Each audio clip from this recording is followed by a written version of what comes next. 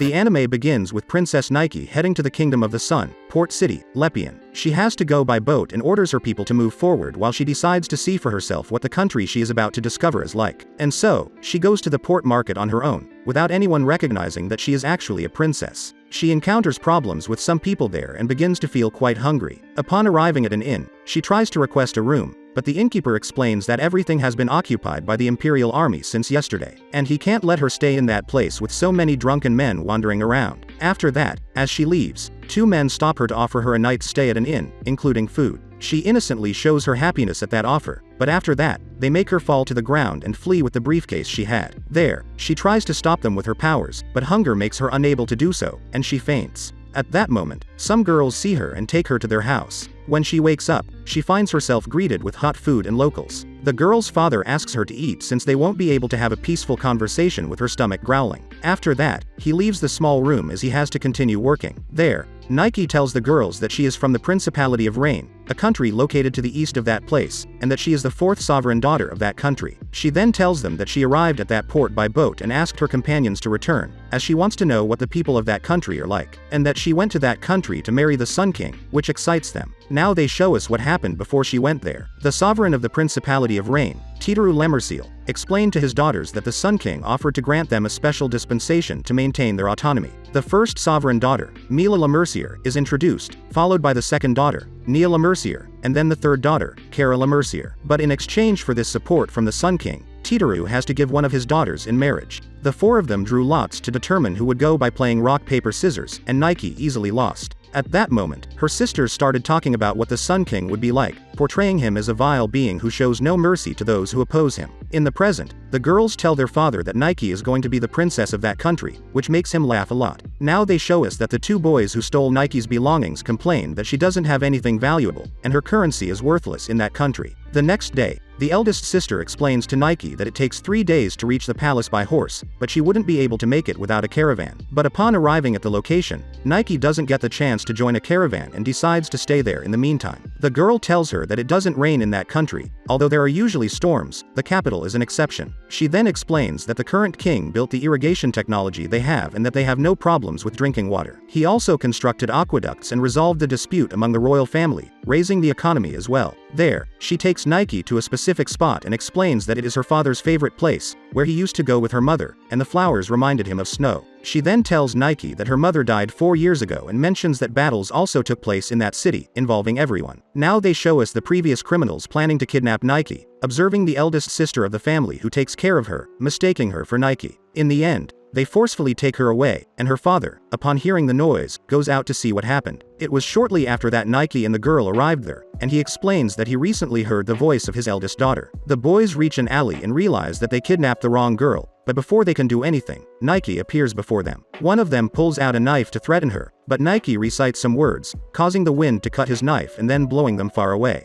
Later, she says goodbye to the family who took care of her as she plans to continue her journey to the palace. It is shown that the boys from earlier will take her there in a caravan as they are intimidated by her power. Before leaving, Nike decides to use her power to cut a long piece of cloth she had bought, causing it to turn into many petals that resemble snowflakes. This is due to what the girl told her about her father in that special place they used to go with his wife. Several days later, Nike finally arrives in the capital and presents herself to the Sun King. He introduces himself as the Sun King, Livius I, and she is left in awe as he is just a child. There, upon seeing her, Livius mentions that he requested the most beautiful one, but it seems he has been mocked, but it doesn't matter. He then explains that he learned that the royal family she belongs to has the power to control time. And as his name suggests, the kingdom they are in is sunny, but he is tired of the sun and asks her to make it rain. She thinks that now that he has dominion over the earth, he wants to conquer the skies, and the next thing she does is scold him while pulling his cheeks. This causes the guards to stop her, and Livius takes her to the dungeon. After that, he and his butler Neil start laughing at her, and he orders his guards not to give her any food either. He mentions that no one has defied him since he conquered the world, that he has been bored, and he hopes she will entertain him. Then he asks her if she prefers to choose between starving or being his plaything. Later, she gets angry with him and sees that his gaze doesn't seem like that of a child. and then she uses her power to bring the wind towards her and cut the iron bars of the window. After that, she manages to access the balcony of the office where Livius is, and she corners him as he is alone and his servant has already left. She tells him that she planned to escape peacefully, but that wouldn't be enough, and she wants him to respect his elders. But right after that, she falls to the ground as she is too weakened by hunger. He tells her that he will let her eat if she makes it rain, but Nike explains to him that the Imefarashi is not a trick, and that it is a sacred ritual that requires time and preparation, and what she needs is feeling and perception. The feeling of the people who long for rain combines with the feelings of the summoners, and then they make her perceive the wonders of that world. And if he wants her magic to work, he must show her how wonderful that world is without anyone's help. Shortly after, the servant enters suddenly to inform him that the princess has escaped but sees that she is eating in Livius' office.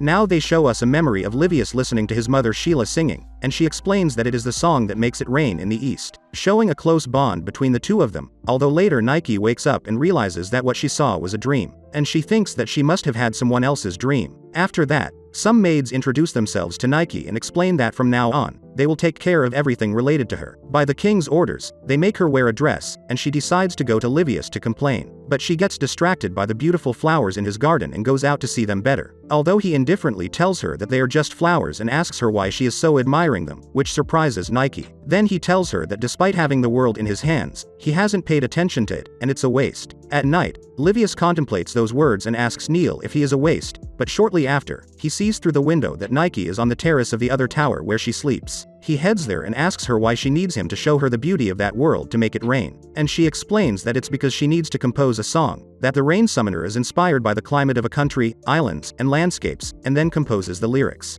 After that, Livius covers her with his cape as he sees that she is cold and tells her that there is a garden on the rooftop of the North Tower, as she requested. She becomes happy and decides to go there with him. The next day, they meet in the garden and spend time together. Suddenly, someone aims an arrow at Livius from behind while remaining hidden and manages to shoot, but Nike reacts quickly and pushes him away, although she ends up being shot in the shoulder. At night, Neil informs Livius that despite what happened, Nike is not in danger, but she has a high fever and is resting. Also, they believe that the criminal has escaped, and they suspect it was someone from the enemy faction. There, Livius thanks her for reminding him that this is how the world should be. For him, the world only exists to cause harm and be conquered, and to survive. One defeats the enemy and takes what they desire, which is a different world from Nike's. Now we see Nike having those same dreams again. And after waking up, the maids tell her that after the assassination attempt, martial law has been declared in the royal city, and the king is considering using it to eliminate those who are against him. He has been interrogating and even punishing some of his subordinates. Many have been dismissed, stripped of their lands, and not a few have been exiled. There, Nike wishes to do something about it, but suddenly Neil arrives and informs her that he will take her immediately to the Principality of Rain, and it is an order from Livius. Suddenly, we see some soldiers who are going to be exiled agreeing to try to rebel against the king. Later, Neil apologizes to Nike on behalf of Livius and explains that he doesn't know how to help others.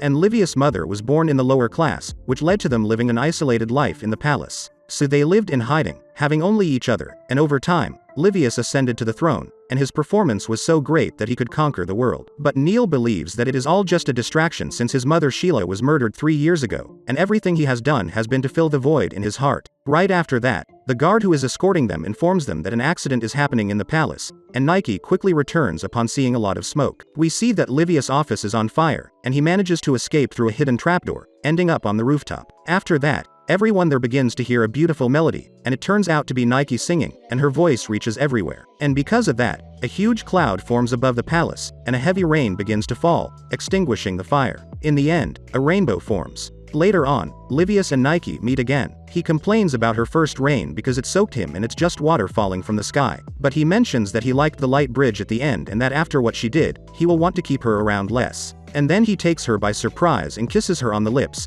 and then tells her that he will make her life interesting, leaving Nike shocked. A week later, Nike is still in the Kingdom of the Sun, and in the morning when she wakes up, she realizes that Livius is lying next to her, naked. This causes her to make a scene, and he reminds her that her room caught fire and that it's normal for a couple to sleep together. During dinner, Livius tells her that he plans to hold a welcome party for her soon. It is to introduce the wife of the Sun King to the ambassadors of allied countries, so that everyone can meet her, and he also wants her to perform the Imefarashi to entertain them. However, Nike immediately refuses the idea since it concerns the pride of one of the sovereign daughters of the Principality of Rain. The Imefarashi is a sacred ritual, and she only did it the other day because it was an emergency. And originally, the Imefarashi is an offering that monarchs make to their subjects, but using it as entertainment for a party seems audacious to her. This makes Livius call her stubborn, and they end up arguing. The next morning, one of the maids informs Nike that Livius has been working since early in the morning. Later, she meets with Neil to express her surprise at Livius and how he is a workaholic. Shortly after, some royal men who are interested in meeting Nike arrive, and one of them mocks her by saying that she is the king's toy. But minutes later, Livius suddenly arrives to warn them to watch their words because she is his wife. After they are alone, she thanks him for what he did, and then she gets worried when she sees him looking pale. He explains that he hasn't been sleeping well and spent the night awake, and he also asks her to take responsibility for the scandal she caused. Later on, she asks him to rest his head on her lap, which is what he asked for. There, he asks her to make it rain and admits that although he said he didn't like her rain, he doesn't understand himself either. But when he thinks of rain, the cruelty inside him disappears, and he feels peace. And when that happens, he remembers even things he wouldn't want to remember. At that moment, she advises him to work less and delegate tasks to others. But he suddenly changes his attitude and tells her not to tell him how to do things because it's none of her business. This makes her suddenly grab his cheeks, and in her thoughts, she mentions that she still can't see what they can understand about each other, not even in the depths of his heart. Now they tell us that her Imefarashi teacher was Tohara, her grandmother. She taught her that they don't just moisten the earth but also need to reach the depths of people's hearts with their drops. Later on, she sees her maids and asks them if they are the ones who put those beautiful flowers in her room. But they explain that the king leaves those flowers for her every day, as a consolation for her difficulty adapting to living in that country. This makes her go to his room at night, and she finds him sleeping. Suddenly, Neil appears and explains that Livius hasn't come to her room because he is ashamed of what she told him during the day. And then he shows her a bottle, which contains medicine that is quite strong for a child's body. Since his mother's death 3 years ago, Livius has been taking it without fail before sleeping. However, lately, he has stopped using it because he can sleep next to her. And having someone by his side whom he must protect brings tranquility to Livius' heart. There, Nike understands the beautiful side of Livius and tells him that she is not used to being protected, but she will also protect him. Now they finally show us the meeting with the ambassadors, where Livius and everyone present are amazed by a beautiful melody. And it turns out to be Nike who is singing, making beautiful petals fly in the air while everyone listens with joy. Then Nike thanks everyone present for coming for her, and she continues with her song, which now makes it rain outside with sparkling water droplets. After singing, the Duke who had mocked her falls in love with her beauty, but at that moment, Livius arrives and separates their hands, and one of the cooks takes him away by distracting him. After that, he thanks her for what she did and appears happier. Upon hearing those words, Nike thanks him for opening her eyes even more. Now they show that she is very happy to see him sleeping by her bed, saying in her thoughts that she wants to stay there and gaze at him as if she could see many things. Suddenly, he opens his eyes and tells her that it was a good moment to kiss him. At that moment, Neil arrives to call Livius, but he responds that he won't get up until she kisses him, making her very nervous about that request. A few days later, Nike is being prepared for the engagement, but Livius summons her and informs her angrily that the engagement has been cancelled. He explains that it was done by the priestly ministry, the highest authority in the state that oversees the patron god of the country, the sun god, and the rights of the gods. He reveals that royal family weddings require the approval of the priestly ministry, but they suddenly decided not to give their approval for their wedding. The reason given is that Nike belongs to a family of a different ethnic group. Livius believes that it's just an excuse, as there have been unions with wives from different ethnic backgrounds throughout history, and they dislike him. He thinks they hold a grudge because when he ascended to the throne, he reigned in the corrupt actions of the priestly ministry. They also stated that if they want the engagement to be accepted, Nike will have to undergo the Yamagiri ritual. It is a ritual where she must go to an underground shrine where one of the special rings to be exchanged in the sun exchange ceremony is located. The underground shrine is in the depths of a miasma-filled valley and is one of the most dangerous places in the country. It is unknown how many princesses have lost their lives there, and this tradition has been discontinued for 2 reigns. They explain to her that if she accepts the trial, it would be the same as accepting the reason for the opposition of the priestly ministry to their marriage. It means she would accept being the black sheep of the country, which makes her reconsider whether to accept the trial or not. Livius mentions that this decision must have been the work of Lani Aristes, but he assures her that he won't let them harm her in the slightest, even if he has to lock them all up. We are then shown a memory of Livius and his mother, Sheila, who gives him a ring. She explains that it is a protective ring given to him when they left their homeland, and she tells him to give it to someone who becomes important to him. Later on, Nike talks to her servant as she is interested in entering the shrine to see for herself what it's like. But her servant explains that even though it's a shrine of the royal family, unauthorized entry is not allowed, although someone like her could do it. This prompts Nike to go to the front of the shrine disguised as a servant, wearing their attire. After successfully infiltrating, The first thing she witnesses is a priest trying to hit a servant for soiling his clothes, but she saves her by cutting his staff with the air. Everyone there realizes that she is Princess Nike, and before the priest confronts her, he is stopped by Lonnie Aristes himself. He apologizes to her and speaks kindly, appreciating her powers. But then he begins to tell her that the country doesn't need harmful things like rain and clouds that cover the sun. He then mentions that by choosing a princess like her, it shows that the king inherited the low blood of his mother. He reveals that his mother, Sheila, was the daughter of a small tribe, and everyone demanded her annihilation as it would bring chaos to the country. However, the king made her his concubine against everyone's wishes. That child, Livius, is dishonoring the throne and ruining the country, and he should never have been born. Nike tries to do something, but she is stopped by the servant she saved, and he then leaves. Afterward, the servant takes Nike to a flower field next to an orphanage. She explains that all those children are refugees from different ethnic groups who were previously referred to as lower-class people. The class system has been abolished, but the king didn't want to get too involved in that institution. Suddenly, a girl recognizes Nike as the queen from a magazine featuring Nike and Livius, and she tells her that the king visits there to contemplate the flowers. She reveals that the king told her that the flowers remind him of Nike, as well as the wind, trees, and sun. He can feel the beauty of the whole world when he thinks of her. The servant adds that everyone says King Livius has changed since he met her. To them, she is worthy of being a princess, which makes Nike happy. Later on, she goes to Livius's room and surprises him in bed surrounded by a bunch of flowers, explaining that the children from the orphanage sent them to her. She makes it clear that she will undergo the Yamagiri trial, that she wants to share her wounds with him, and that she wants to fight alongside him. He complains because he wanted to use the situation to show his masculinity, but he eventually accepts her decision and gives her Sheila's ring, as it will protect her without fail. Finally, the Yamagiri ritual takes place, where Aristes explains that the entrance is blocked, and from that point on, no one can enter. He also mentions that one of the rings must be inside the statue of the sun god. She bids farewell to Livius and enters the door to go on her own, realizing that as she advances, she loses her sense of direction due to the darkness. She realizes that the map she was given is not a real map. Normally, she would know where to go based on the direction the air flows, but in that place, the air is stagnant and heavy, preventing her from summoning the wind. After a while, she manages to reach the correct location and, while searching in the statue of the sun god, she finds that the ring is not there. Suddenly, she is surprised by assassins surrounding her, planning to finish her off. Nike reacts skillfully by extinguishing the only source of light and manages to get past them, although she is later caught from behind by someone. That person takes her to the sewers, away from the others, and she sees that it's Livius. He explains that there is a route known only to the royalty, and he used it. Nike finds it strange that Neil allowed him to do so, but Livius tells her that he didn't inform Neil and briefly shows her Neil shouting his name in the palace, worried. Afterward, Nike expresses her gratitude for being rescued, but as she suspected, Livius doesn't trust her. Livius explains that he has a bad temper and understands what villains think. He realizes that the trial was likely being used for assassination,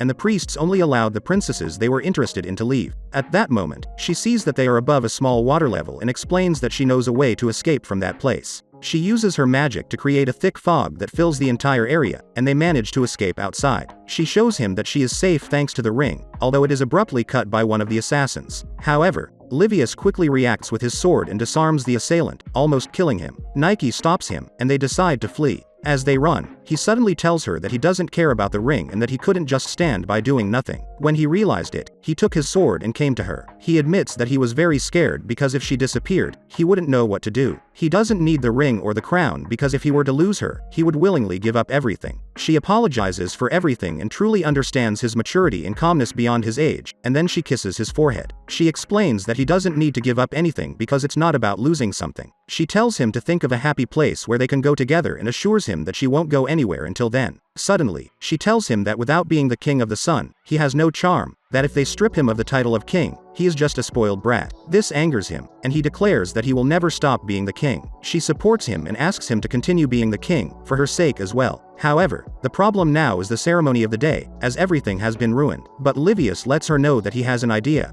Later on, they are seen dressed in ceremonial attire. Upon seeing her, he tells her that she looks beautiful, just like the blue sky and vast sea. She finds it hard to believe and questions if he is sick, but Neil tells her that he isn't and that Livius has just spoken from his heart. Now comes the moment of the ceremony, where Lonnie Riata will oversee the sun exchange ceremony of the day. Nike apologizes to her, informing her that she couldn't obtain the rings from the shrine. Livius then tells everyone that according to his princess, a wet ring buried underground is no longer suitable for him now that he rules the world. He announces that Princess Nike herself will place a huge ring on the sun, something appropriate for the king of the sun. She starts singing and manages to create a ring that encircles the sun in the sky, leaving everyone astonished. This causes the subordinate of Aristes, who tried to attack Nike, to become desperate. He tells everyone that the marriage doesn't hold anyway because they know that during the Yamagiri ritual, King Livius appeared in the underground shrine to help the princess. However, he is suddenly struck by Aristes because that was Livius's goal in creating the ring in the sky, to make them nervous. Livius explains that according to the rules of the ritual, once the princess enters the shrine, no one can enter. But he broke those rules to prevent Nike's assassination.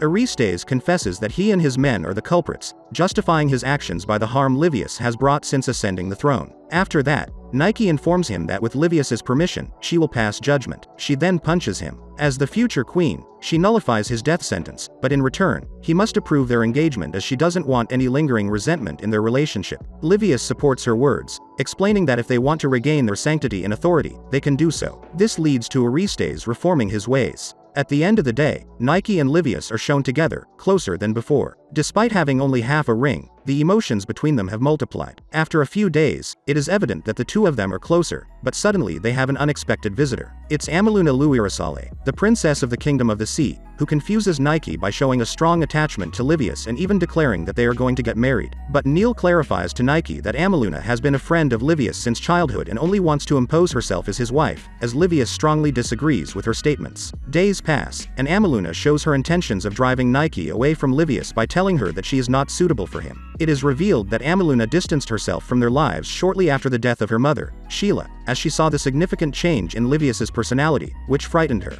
On the other hand, Nike was starting to think that Amaluna was more suitable for Livius because she could dance and would be an ideal match for someone his age. Despite this, Nike made an effort to learn to dance at night and on her own. One of those nights, Livius appears before her and explains that it's not about knowing how to dance or having manners, that those things are irrelevant, and their height difference is only temporary. In the end, they will be together forever. After that, the two of them start dancing together, and it is revealed that Amaluna has been secretly watching them. The next day, Amaluna suddenly challenges Nike to a death race on horseback towards a cliff, and seeing that she is serious, Nike accepts the duel. The race begins, and when Amaluna realizes that Nike is not afraid, she confesses that she has always loved Livius while Nike appeared out of nowhere. In response, Nike says that the short time they have been together has been enough for her to see the true face of the king of the world, and she loves his gentleness and sensitivity. After hearing those words, Amaluna is paralyzed and ends up falling off the cliff. She thinks that she distanced herself from Livius because of the change he underwent, which scared her. However, she came back when she learned that he was getting married and couldn't just stand by doing nothing. Nike witnessed this, and when she couldn't hold Amaluna's hand, she uses her magic to lift her with the wind and catch her, thus saving her. Later, Amaluna thanks Nike for saving her and understands that Livius needs her. She also informs Nike that she plans to return to her kingdom and asks her to make it rain since Livius will arrive at any moment to say goodbye, and she doesn't want him to see her in that state. Nike starts singing and creates the rain, and Amaluna begins to cry. Later, Nike is seen attending to a stack of papers, and it is then that Livius gives her a fresh fruit from the orchard of some villagers she met. Livius pretends that the fruit has something wrong with it, causing Nike to approach him, and he surprises her by kissing her, thanking her for the gift. After a few days, he escapes with her from their duties to go to the city, and Nike comes up with the brilliant idea of dressing him up as a girl so he doesn't attract attention among the citizens. They spend a joyful time together, having fun and getting along with people, even dancing together at a festival held there. Upon their return, they are surprised by Prince Bardwin Cecil Ifrikia, the younger brother of the former king and Livius' uncle. He was also the prime minister when Livius ascended the throne, but Livius is displeased with him and explains to Nike that Bardwin abandoned that important position and one day disappeared. Bardwin starts flirting with Nike, but he is interrupted by Neil and leaves the room. Livius warns Nike that if she starts trusting Bardwin a little more, he will put him in prison. The next day, Bardwin gives a demonstration with a bow and arrow, and Nike, curious, approaches to watch. The servants tell her that he and Livius used to be always together, although Nike wonders why Bardwin gave up on being king since he should have been next in line for the crown. Suddenly, Livius appears, and Bardwin invites both of them to a banquet in honor of their return. He casually mentions that it's normal for Livius not to attend since it's the time when children like him should be asleep, which leads Livius to reluctantly agree to go. Once there, Livius can't bear to see Bardwin easily convincing people, so he goes to the terrace and asks Nike to accompany him. Although she takes a while to go, Bardwin suddenly appears and notices that she has injured her ankle because she's not accustomed to wearing heels. He then picks her up in his arms and uses the excuse that she feels dizzy to take her away. In a room, he lays her on the bed and explains that since he saw her, her beauty has stolen his heart and tries to kiss her. But Nike asks him to stop saying things she doesn't want to hear as it dishonors those words. Shortly after, he starts laughing and admires the kind of person she is, that she's authentic. At that moment, the door opens, and Livius appears with the guards, ordering them to take both of them away. He instructs the guards to take Bardwin to prison, declaring them both guilty of adultery. After that, he approaches Nike and grabs her by her hair, telling her that he could lock her up in her room for the rest of her life. He warns her not to take it lightly and that he could even burn down her entire country. Later on, he visits her in her room and interrogates her about what Bardwin did to her, but she tells him that nothing happened and asks where is his usual serenity. In response to that question, he doesn't say anything and leaves the room, ordering his guards to withdraw. He explains to Neil that having them guarding the entrance won't serve any purpose if she is determined to escape. Later at night, Bardwin is shown in prison, and in his memories, it is revealed that he was in love with Sheila and even confessed his love to her. Shortly after, Nike appears and uses her magic to break the bars of the window. She explains that if she acts as a mediator, Livius will listen to him. Once they escape, she becomes joyful when she sees the full moon, but he feels uncomfortable as it reminds him of Sheila. Seeing his discomfort, Nike uses her magic to gather the clouds and completely cover the moon. He thanks her for her kindness and tells her that he and Livius never got along since they were children, but they wanted to protect the same person, and their feelings were never clearly reciprocated. Nike understands that he is referring to Sheila, Livius' mother. He explains that if Nike turned out to be an evil woman with ambitions for power, he planned to have fun with her and drive her away. That was the reason for his flirting. But his fear was unfounded, and he knows that she will be fine. He wants her to stay with Livius and support him. Later, she asks for Neil's help as she plans to open the eyes of both Livius and Bardwin to reconcile them. She arranges for Livius and Bardwin to meet in the garden greenhouse, and with her song, she creates a heavy rain that prevents them from leaving, effectively trapping them in that place. This causes Livius to agree to listen to Bardwin, who explains that ever since Sheila was killed, he has been contemplating. He assumed that the best way to protect Livius was to grant him the throne, but at some point, Livius became a broken child who couldn't see the beauty of the flowers. His decision to go on a trip was also a gamble to see if the world Sheila lived in wasn't a world of sadness. At that moment, Livius feels more at ease listening to him, but then they notice that the rain is subsiding, and they realize that an hour has passed since it started raining. They rush towards Nike and see that she is exhausted from singing for so long. She asks Livius to express his true feelings towards Bardwin, and Livius informs her that he will reinstate Bardwin as prime minister. He asks him to stay in that place and work with him again, to which Bardwin happily accepts. Later on, Livius is found sleeping in front of Nike's bed as he stayed to take care of her since she was very weak. Shortly after, Bardwin arrives to flirt with her again, but Livius kicks him and they begin to argue, although Nike scolds both of them in the end. After a few days, Nike receives a letter from the Principality of Rain, and upon reading its contents, she appears somewhat affected but decides not to tell anyone and pretend that nothing is wrong. However, during a meeting with ambassadors where she sings for the audience to make it rain, Livius notices that her rain is sad and not the same as usual. He asks her what is bothering her, and she eventually tells him that she received a letter from her country informing her that her grandmother collapsed and wants to see her. After hearing this, Livius asks Neil to cancel all their appointments and takes charge of Bardwin, as he plans to accompany Nike on her journey to the Principality of Rain. Once on the ship, Livius tells her that she doesn't have to bear everything alone. Nike asks him how he noticed what was wrong with her rain. He reminds her of what he said earlier, that in order to invoke rain, the person's feelings seeking the rain must be in unison with his own. But what he felt from that rain were his own feelings, and that kind of rain cannot reach people's hearts. Even though she deceived everyone else, she couldn't deceive him. Blushing, she asks him why he looks at her so attentively. He gently replies that it's because she's the only thing he can see clearly. He expresses gratitude for the situation as it allows him to see the country where she was born together with her. She becomes happy and hugs him, thanking him. In her thoughts, she feels that something is blooming in her heart. Upon reaching the port, Neil secretly informs Livius that in the far reaches of the world, to the east, there is a remote country that once only existed in the songs of minstrels, the Principality of Rain. There is also a legend that long ago, in the great empire that occupied half the world, they used their mysterious power to destroy 3 countries in one night. Whether it's true or not, it remains a country with many questions, and without wanting to offend Nike, they must be cautious. Later, they finally meet Nike's grandmother, who explains that her back gave in as she was returning from her trip, but she is perfectly fine now. This news surprises Nike and Livius as it was a false alarm, and then she introduces herself to Livius as Tohara, the former ruler of the Principality of Rain. Then, Nike's sisters arrive and mistake Neil for the king, flattering him and getting close to him. But Nike clarifies the misunderstanding by introducing Livius as the true king and her lifelong husband. This surprises them, and they start treating him nicely, even taking him away to paint or do things with him. After everyone leaves, Tohara realizes that Katora, Nike's cousin, was hiding there. He sees that the Sun King is just a child and believes that he will never touch that land with Nike again, but he plans to reclaim it. At night, Livius is outside with Nike, surprised that the clouds have cleared and he can see the stars. She explains that it's cloud dispersion, thanks to her people who did it for him in particular. Nike gives him a plate of food to make him feel better, and he happily enjoys the taste. Despite his sisters being a burden, his country, the rain, and his family are a part of who he is, and he feels a sense of gratitude.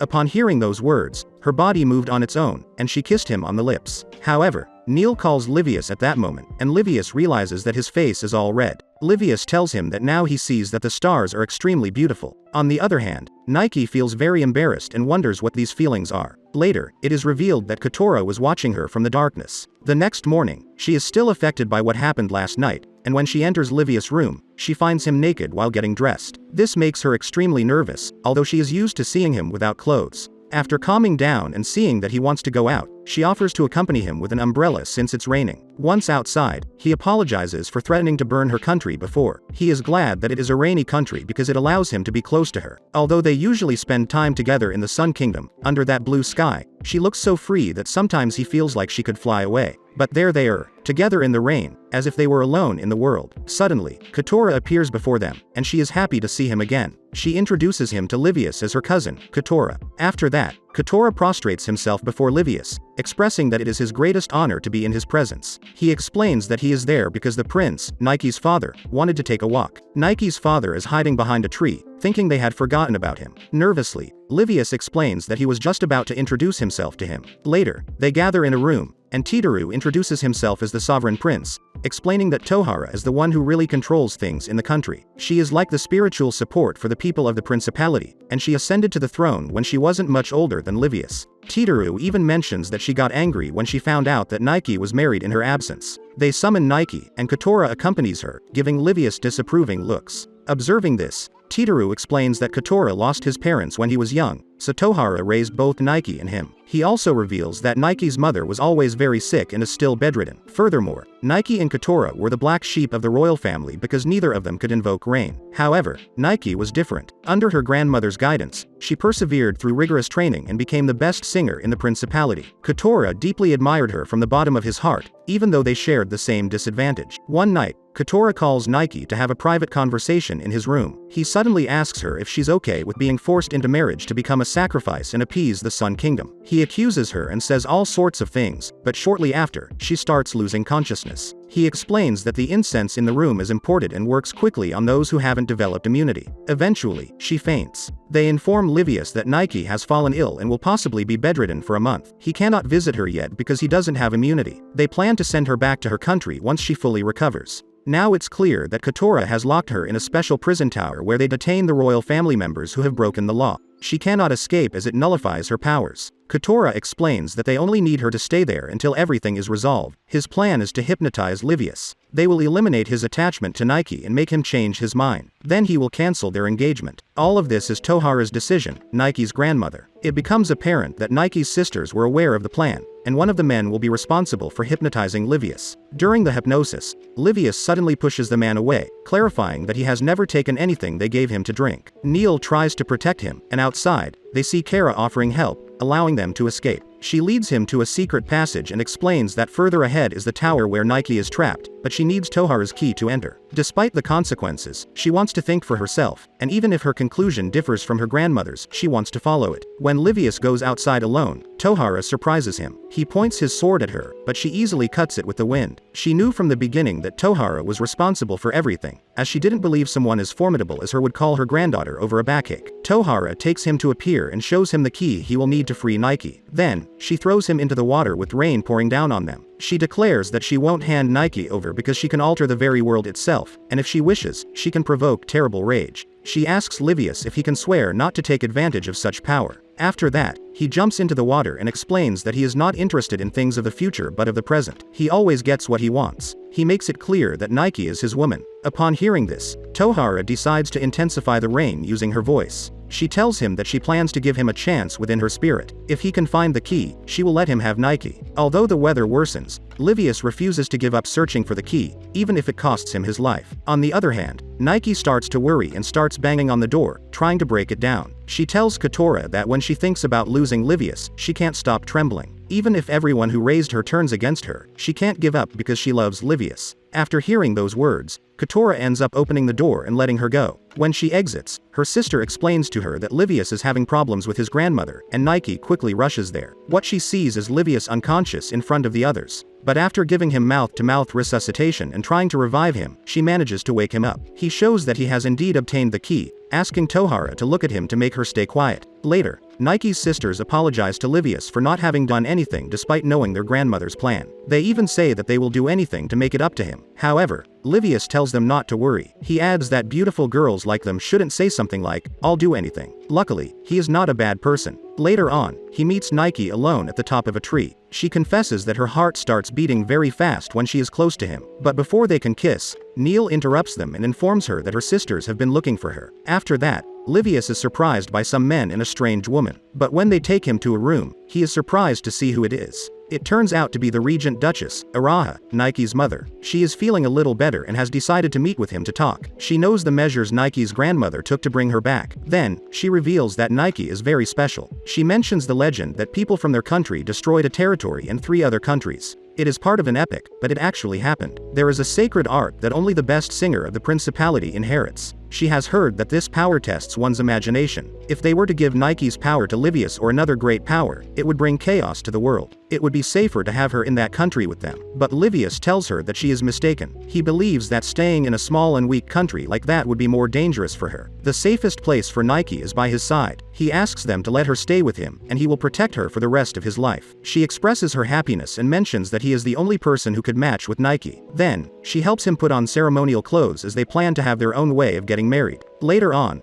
Livius and Nike are dressed in their ceremonial garments, feeling embarrassed when they see each other. Later, a banquet is held for the two of them, and Livius gives a speech in front of the entire audience. He tells them that the only person he considered family was his mother. Most of his blood relatives were hateful to him, and he held resentment towards them. That's why he doesn't understand what a true family is. Even now, he feels out of place. But it's not that he doesn't like it, he believes it's envy. Many things have happened to him in this country, but he feels the same gratitude he felt from the beginning. He asks them to let him express his gratitude to everyone who brought Nike into the world and raised her. He swears to make her happy in his name. Shortly after, he surprises her by kissing her on the lips and proudly stands in front of everyone there. Later, Livius meets Katora in front of a waterfall. He explains that it took some effort to arrange that place with the help of the girls. He makes it clear that devising that plan was foolish. If Katora truly loved Nike, he shouldn't have been passive during the 10 years they were together. At that moment, Katora grabs him and nearly pushes him off a cliff. But despite his frustration, he pulls him away and safely throws him onto the ground. Eventually, they calm down and start sharing things about Nike. They realize that they know her well and have common ideas. Just then, Nike arrives as Livius had asked her to follow him. She makes Katora and her stay alone to talk in peace. Now the day finally comes when the two of them decide to return to the Sun Kingdom, but Nike decides to go with her grandmother to say goodbye. However, she fails to do so as she is not allowed access to the building. Despite that, she tells her grandmother how happy she is with Livius from outside while she listens, and asks her to please take care of herself. Shortly after they leave, Livius tells his grandmother to stop being so stubborn. He understands how she feels because the person she wants to see can no longer see her. Once they are on the ship, Nike is affected by not being able to bid her grandmother a proper farewell. But soon, they hear a beautiful melody, and Nike sees that it's her grandmother standing on a large rock in the distance.